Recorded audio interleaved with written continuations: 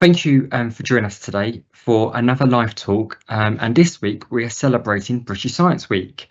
And today you're going to be hearing about magical floating boats and hearing about the science behind the world's first hydrogen boat. Already we've been doing a few live talks already this week, and to celebrate this occasion with many STEM ambassadors supporting us. And today we're joined by Molly, Charlize and Maureen to find out more about the magical floating boats.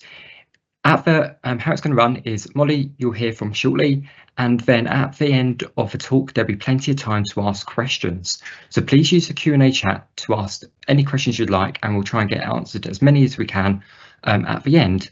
Also, please just let us know what schools you're from, and we'll try and do some school shout outs as well. But first of all, I'll hand straight over to Molly. Good morning, everyone. It's great to be here with you. I'm really, really excited. So my name is Molly, and I'm from a company called Dassault Systemes. And we work in collaboration with lots of different companies across the world. And one of those is TU Delft Hydro Motion team. So a little bit about me and Dassault Systemes first. So, like I said already, my name is, well, first of all, happy British Science Week. Science was something that I really enjoyed growing up. Here's me when I was some of your guys' age, when I was in year 3, and I really enjoyed science. I really enjoyed maths, and I knew that when I grew up that I wanted to be a scientist. And so I studied really, really hard, went to university and became an engineer. And then in September, I began my big girl job at a company called Dassault Systemes. So Dassault Systemes are the 3D experience company. And what Dassault Systemes aim to do with all of our customers is bring the virtual world and the real world together. So we don't need to test and make things in real life anymore. We can do that digitally through computers, through VR headsets, and through lots of different cool technology. So our company help customers and different companies across the world to plan what they're doing. So plan, make ideas, work out what materials they want to use, design, so come up with cool ideas, come up with innovative new products, come up with new food recipes and new makeup products. And then we also help them to test it digitally. So lots of different cool things to do from Dassault Systemes. And our goal eventually is to create a really sustainable world, and everything we do is science backed. So I still get to be a scientist, even if it's not in a lab doing lots of different science things. There's lots of different types of scientists, and that's what's really, really exciting about Dassault Systemes. So our company help different companies across the world, like I already mentioned, but we can help design toy cars and real life cars. So we work with the F1 teams. We help companies like ASICS create new shoes and trainers. We also work in the medical industry. So some of you might have an inhaler. We have helped to test the flow of those going into your body. We've also created the first ever virtual twin of a human heart, which is really exciting. So we were able to map out a piece of the real life human body and have that in virtual reality, so we can help cure people's illnesses. And then even the plastic water bottles that you drink from when you go out to the park with your friends, we've helped to test those, helped to create those and make those. And TU Delft Hydro Motion team, who are on this call with me today, are no exception to that really innovative way of thinking that Dassault Systemes have. So I am absolutely delighted to introduce today TU Delft Hydro Motion team. On the call with us today, we have Charlize, who is the External Relations Coordinator of the team from 2024. She was responsible for all partner contact, so getting in touch with companies like Dassault Systemes, and has helped the exposure coordinators with organising events, taking lots of photos and having lots of fun. And she was also one of the pilots of the 2024 crossing of the North Sea adventure, which you guys will hear about in a bit. We're also joined by Maureen, who is the exposure coordinator of 2025, so this year, and she's responsible for spreading the story of TU Delft's Hydro Motion team adventures and sharing it through the world through social media, the website, different posters, and of course, making really cool merch and t-shirts like the ones that they're wearing today. So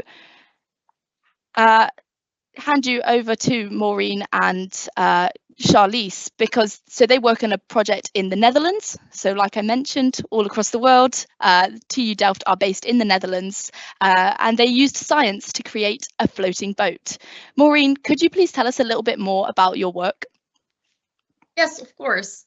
So have you ever seen flying boats? Because that's exactly what we are making.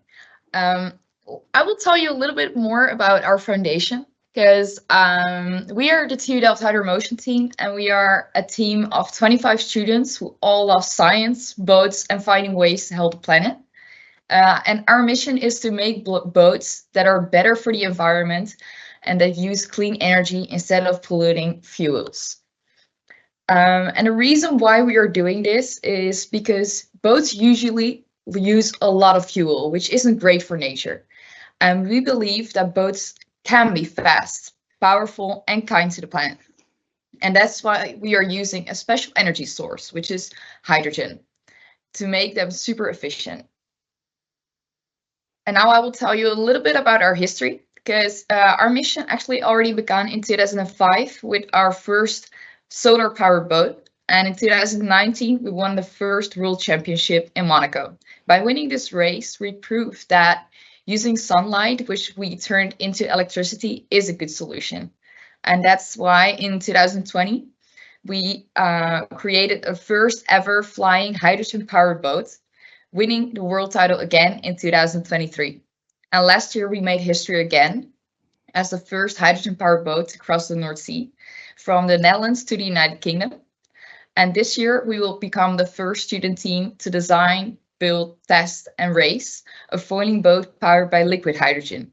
And at the end of this year, we will be competing in Monaco, in the Monaco Sea Lab 2025. And now we would like to show you our design of this year's boat that we are currently working on.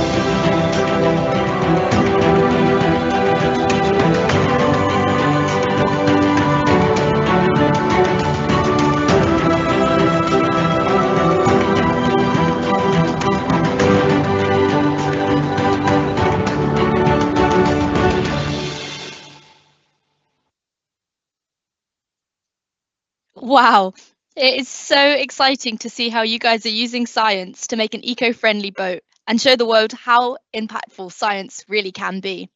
So I heard that in 2024, you guys sailed your boat across the North Sea. And I'm pretty sure this was probably a really cool adventure, right? Yeah, crossing the North Sea was definitely an adventure. We had just spent a year building our own boats, and now we had to sail it across the sea, where waves can be huge and winds can be strong, and basically anything can happen. But we did it. Two people were sitting in our boat. You can see it on the image. And we call them our pilots, while the rest of the team was either on a bigger support vessel or driving by car to meet us at the other side. And then on the day that we were planning to leave, the weather suddenly decided to play a trick on us, and there was a storm coming. So we were all very bummed out, and we had to wait and change our plans and go 2 days later. But then eventually we could set sail.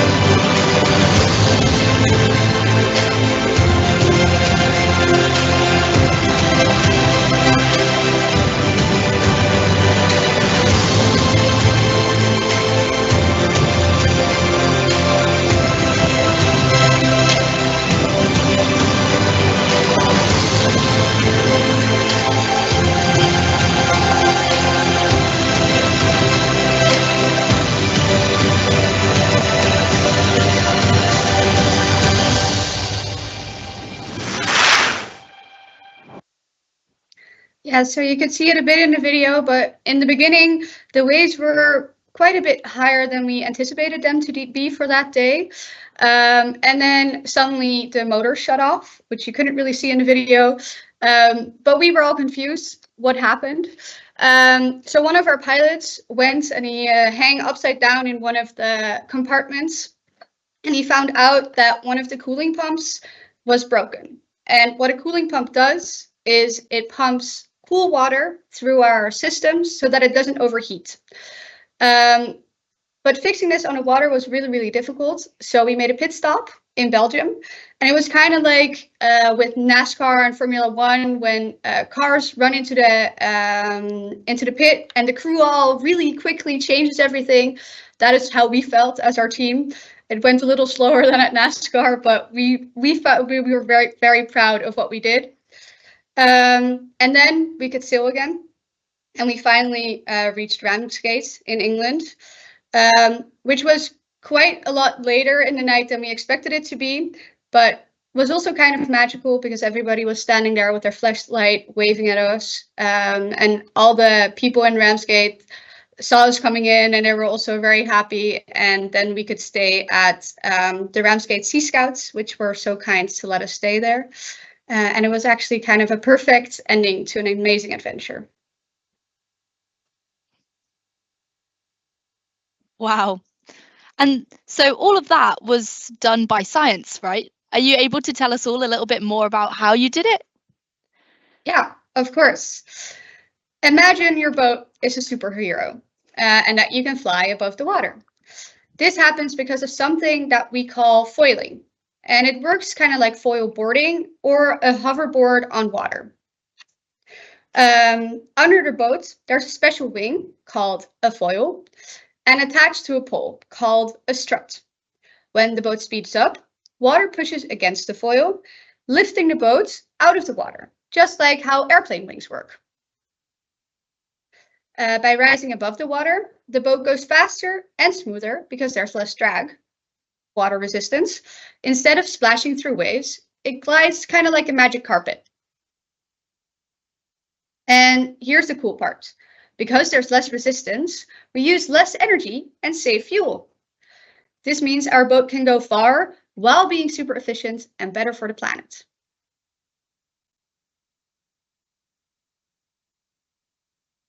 And now that you know that how our boat can fly, you might actually be wondering, how do we actually move forward? So we use something which is called a fuel cell. And a fuel cell is like a magic battery that makes electricity from hydrogen. And here's how it works. Molly, can you go to the next? Yeah, sorry. Oh, it's great. Okay, thank you. So hydrogen is a tiny gas made of even tinier parts called protons and electrons. And when hydrogen goes into the fuel cell, the protons go through a special filter, while the electrons take a different path, like cars on a detour. These electrons move through a wire, and this movement creates electricity. And after their journey, the protons and electrons meet up with oxygen from the air, and that turns it into water. This water goes directly back into the sea, and the electricity that was made gets sent to where it's needed, kind of like how a power strip sends energy to different devices. Pretty cool, right? That is so cool. Honestly, I've had such a great time hearing about all the science behind this. But I really wanted to know, we can't wait to see what the team does next. Have you got any plans for some more adventures coming up? Yes, we do. So at the end of the year, we are taking our boat to race in Monaco at the Monaco Sea Lab 2025, where we will be competing against a lot of other teams from all over the world. But this race isn't just about speed, it's also about innovation and efficiency and sustainability. So every year, smart teams like ours come together and show that their boat can be faster, smarter, and better for the planet. But we don't just race in a straight line. We have to complete different challenges that prove that our boat is the best. So the competition focuses on 3 important topics, like you can see on the screen. So the first one is endurance. How far can we actually go? So we need to show that our boat can travel long distances without running out of energy. Since we use liquid hydrogen, our boat is clean and efficient, meaning that we can go far without polluting the ocean. Then we have the maneuverability challenges, which is actually like, can we handle sharp turns? We need to prove that our boat can turn really quickly and smoothly without losing balance. Think of it like it's driving a car on a super twisty track, except on water. And then finally, we have the speed challenge, because every race needs a speed challenge, right? We will be competing to see which team has the fastest and most energy efficient boat. Because we lift above the water, we can have way less resistance, which helps us to go even faster. And now you might be wondering, why is this race important? Because of course, a race is really fun and cool, but it's not just for that. It helps the world to see that boats can be clean, fast, and powerful without using polluting fuels. Our team wants to inspire the maritime industry to switch to hydrogen or any other green energy source to protect our ocean and planet. And by competing in the Monaco Sea Lab 2025, we are proving that green technology is the future of boats. And we are going to be the first student team ever to build a foiling liquid hydrogen powered boat. And we can't wait to see it fly across the water. Wow. Thank you so much, Maureen and Charlize. What an amazing project filled with such adventure and, of course, lots of really cool science. TU Delft Hydro Motion team are a true example of how science is being used to change the world and shows us that if we all put our minds to it, we can achieve anything. The power of science is enough to change the world. So I hope that you guys are all as excited as I have been to learn more and to hopefully also use this knowledge now to inspire us and want to make a change in the world. So we now have some time for questions. If there are questions. Yes, Molly, I've got a few school shout outs to start with. Fabulous. So we've got a hello from Turton and Edgeworth in year 2. So big hello to you. And we've got another one. What's a good morning from Cromer Junior School in Norfolk. So big hello to you. So first question we've got is, how long did it take to build the boat? I can take that one. We actually do the whole project in just 1 year. So at the beginning of the year, we start designing and like making all the drawings online. And then afterwards, we start actually producing all the different parts. And then you start assembling it. So all the small parts go into the boat. And then eventually we go testing. And then we have the race. So it's actually all just in 1 year, and this is possible because we have great alumni that help us all through the way, and they actually already have the knowledge that we can use. So that saves a lot of time. Thank you. For the next question we've got is from Dodworth St John's, and they're asking, how do you become interested in creating a hydrogen boat? Yeah, I can take that one. It really depends per person that joins the team. Some people really like the sustainability aspect because they have, for example, studies that is focused more on sustainability. Other people really like the engineering parts because they're, for example, mechanical engineers. So it really depends per person. Thank you. We've got Claycott's Primary School, so a big hello to you. And they have asked a question: what is the purpose of a strut?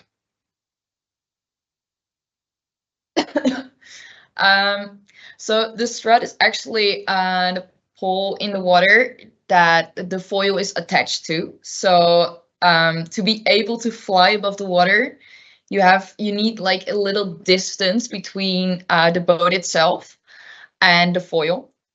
And yeah, it's basically just a contact point between the boat and the water. Thank you. Deptford Bedsford C of E First School, so big hello to you, has asked, how fast does the boat go at top speed? Yeah, it's depends per boat that we've made, but usually about 40 to 60 kilometers per hour. Thank you. Westmoreland Primary School has said, good morning, how easy is it to upscale this technology? Yeah, easy is a big word, but we believe that it has a lot of different applications,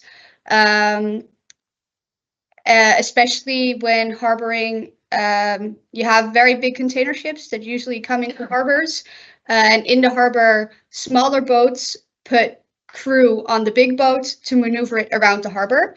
And those very small boats, that would be a great application for this. The very big container ships, it will take a few years before those will fly, probably. Thank you. Western Rhine from Shropshire has asked, how many attempts did it take you to get the boat right?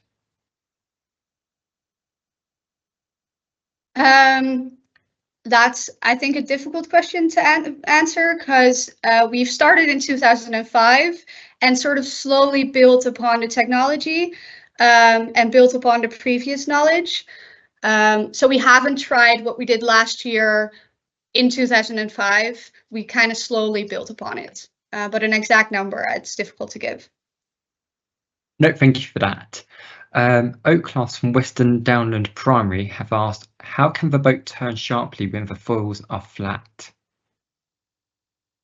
Well, actually, we haven't told you in the presentation, but the back strut. So the one that you see on the back of the boat actually turns. So you can we use that one for the steering while we are flying. And because of that, you can easily just turn all the way around. Thank you. Someone's asked, what materials did you use to make the boat and why? Last year, the hull of the boat was made out of carbon fiber because of its lightweight and strength. But this year, it's also carbon fiber. Yeah, most of the parts are carbon fiber, but we are actually using a new material, which is called flex fiber. And it's a biocomposite, which is better for the environment. And we are currently testing on parts that don't need to be that strong, like the tank caps, for example, because we really are focusing on becoming more sustainable. So yeah, that's why we are also looking into other parts of the boat except the fuel. Thank you. We've got a good morning from Westbury on Trim Academy in Bristol, and they've asked, what are the main differences between the first and most recent design? The first hydrogen-powered boat was actually a trimaran. So that was a very big one, and it also allowed it to be very stable because you have very broad places where you can put the wings. And the design now has a monohull, so that's a very big difference. And then, of course, this year they're working with liquid hydrogen instead of gaseous hydrogen. Thank you. We've got a hello from Chloe Klotz in 6T, and Subhan has asked a question about, is it possible to add a pipe that takes in the seawater to filter out the pollution in the ocean? Well, we actually don't use hydrogen which comes from the water. So we actually have to go to fill up our tanks while we are still on land. And that's why we cannot clean up the ocean during the process.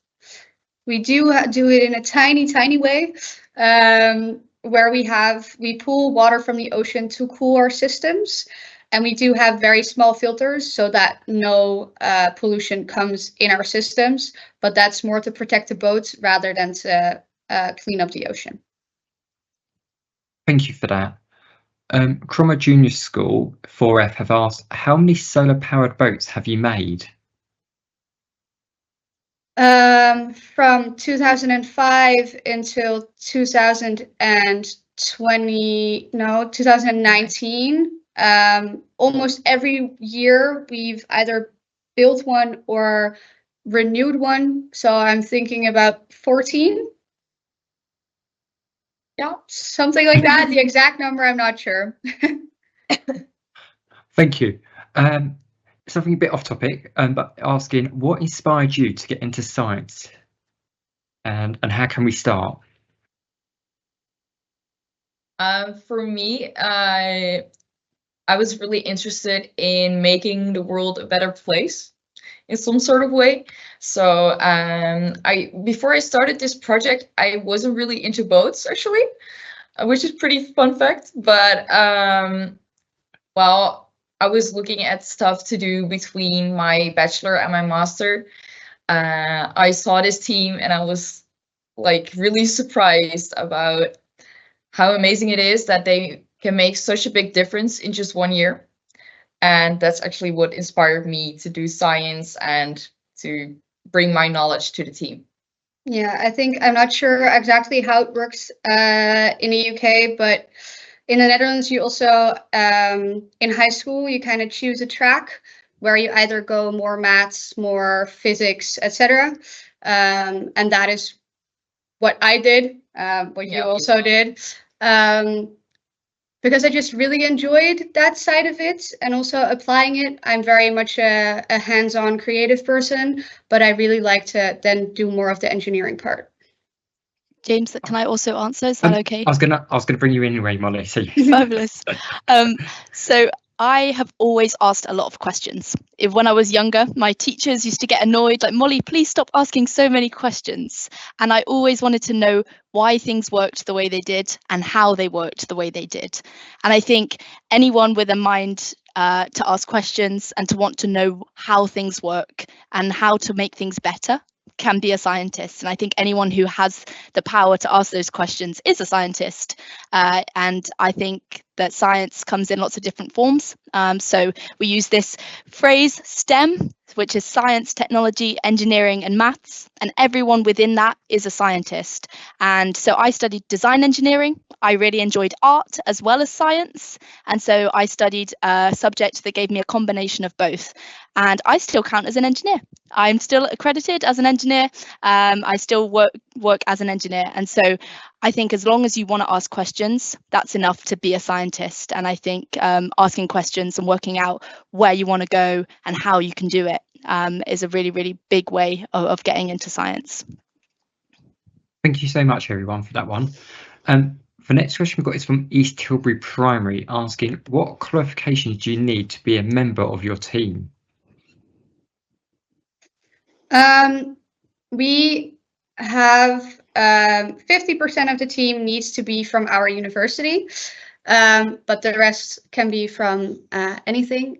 And the biggest part is just having a very big motivation to join us, that you believe in what we do, that you want to push the maritime industry forward, and that you just want to learn. That's the biggest parts that we look at.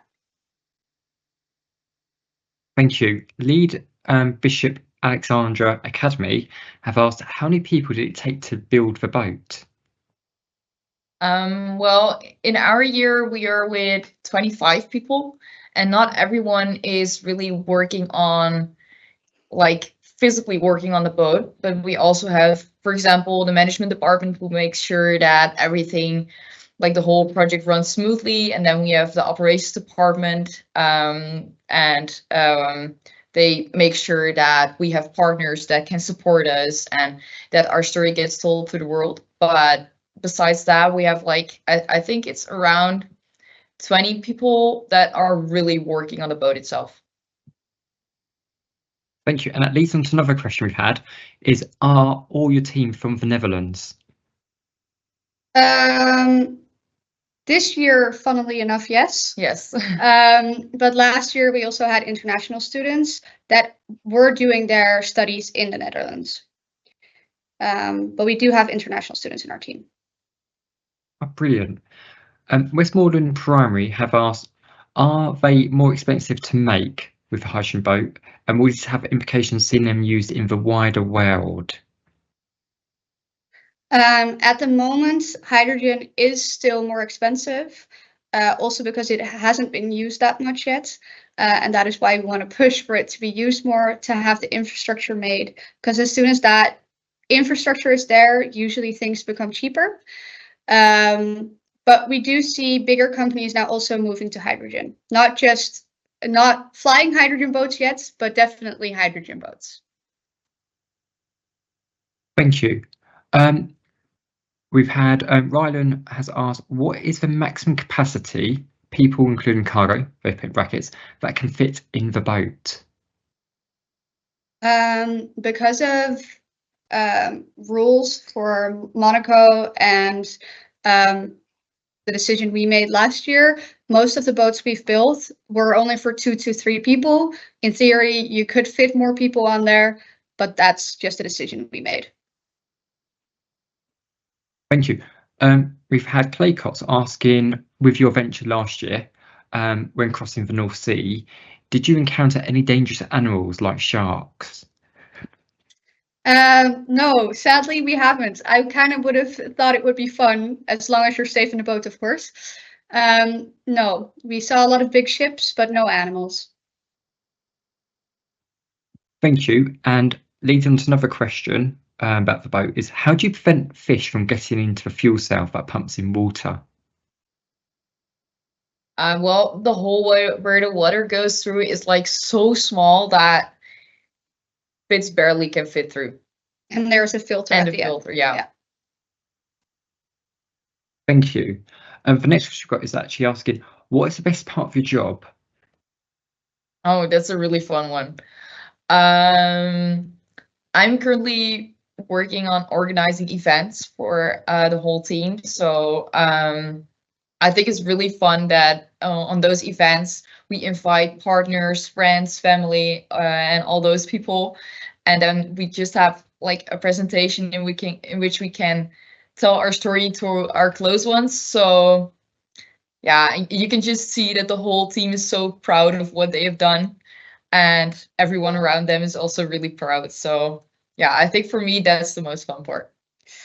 Yeah, I think for me it's just the combination of everything. I really enjoy being able to convince the world of what we're doing and why they should also do it, but then also be able to suddenly start building a hull, because I'm not a mechanical engineer, but I was able to help them with laminating, etc., which is really fun. And then the next day you're talking to companies again, the next day you're making an event, the next day you're actually working on the boat. Kind of the combination of everything together really makes it very special. And Molly? For me, I love that I get to do something different every single day. I'm someone who gets bored quite easy, and so being able to come into work every day knowing that one day I'm going to be working with a company who makes floating hydrogen boats, one day I'm going to be working with a company who's making a nuclear reactor, one day I'm going to be working on a race car, and so I get to do something different every day, and that's what I love about my job. Thank you, Molly, and thank you, everyone. The next question we got is Isabel has asked, how much did it cost to build the newest boat? We are actually not really allowed to answer that question, but yeah, it is a lot of money. No, You that's buy an absolutely expensive fine. car. Yeah. That's absolutely fine, thank you. Wallace Fields Junior School have asked, what is the biggest distance you can go in one journey and how fast? The biggest journey we have done till date is the one where we went across the North Sea, which was 170 kilometers. But in theory, because we still had hydrogen left, not exactly sure about the boat of last year, but they calculated for the boat of 2023, they said it would be able to do about 700 kilometers. That's brilliant, thank you. We've had asking, why do you not use more solar panels anymore? Well, we of course have made a lot of boats on solar energy, and at some point we had like a lot of milestones with those boats, and we were thinking about, okay, how can we improve more and make them make something that can actually be applied on bigger ships like cargo ships. And we came to the conclusion that solar energy is a really viable solution, but maybe not for all ships. And then we made the shift to, okay, what else can we do? And then we thought that hydrogen could be a really innovative way to do so. Thank you. We've been asked by Oak Class at Western Downland Primary asking, what are the dimensions of a boat? How big is the boat? The boat that you can see on the screen is like 7.2 meters long and I think 2.2 meters wide. Brilliant. So quite a big boat. Yeah, it is. It is. Then just doing the last couple of questions. We've got East Tilbury Primary asking, do you have any tips for best way to start making a boat project? Ooh, difficult. Yeah. Ask around for people that have the knowledge already, that have already built a boat before, because you don't need to invent the wheel twice. It's easier to build upon knowledge from other people. I think that would be my first tip. Yeah, and find people that are motivated enough to do it with you. Thank you. And just one final question. What do you most enjoy about working on this particular project? I think for me it is that all the team members are just so motivated, and we all come to work with a big smile on our face because, yeah, everyone thinks that it's just such a fun project to work on. Yeah, I think that's the one for me. Yeah, it's kind of trying to change the world with one very big friend group of very different people, which is very fun. That's brilliant. I think that's all the questions we've got for today. So just really a big thank you to Charlize and Maureen, and also Molly joining us today to bring us this live talk and hearing about the world's first hydrogen boat. And we hope you can join us again in the near future for another live talk. And we wish you a great British Science Week. Thank you, everyone.